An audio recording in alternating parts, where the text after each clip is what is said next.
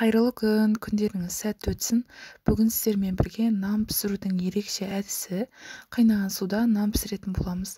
Өте дәмді, сырты қытырлақ, қаттылау, ортасы жұмсақ болып шығады. Ең алдымен ыдысымызға жылы сүтімізді, жылы суымызды, бөлме температурасындағы сары майымызды, қантымызды, тұзымызды және ашытқымызды барлығын салып, жақсылап араластырамыз.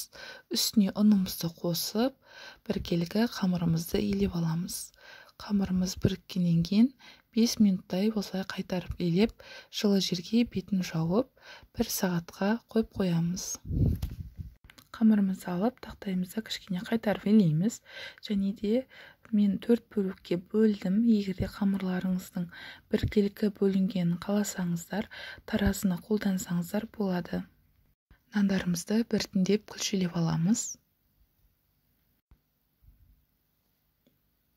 Қамырларымызды күлшелеп алғаннан кейін батон нанымызды формаға келтіреміз. Қатты баспай, алақанымызбен осылай жасай отырып, сопақша формаға келтіреміз. Формаға келтіріп болғаннан кейін нандарымыздың бетін сүлгімен жауып 20 минутқа көтерілуге қойып қоямыз. Шұңғыл қазанымызға суымызды құйып, суымызды қайнатып аламыз. Осылай қайнаған кезінде 1 шай қасық ас содасын саламыз.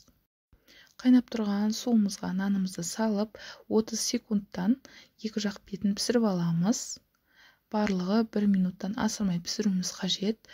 Табамызды майлап, нанымызды қоямыз. Бетіне кішкене узор беру үшін сопақша етіп кесіп шығамыз.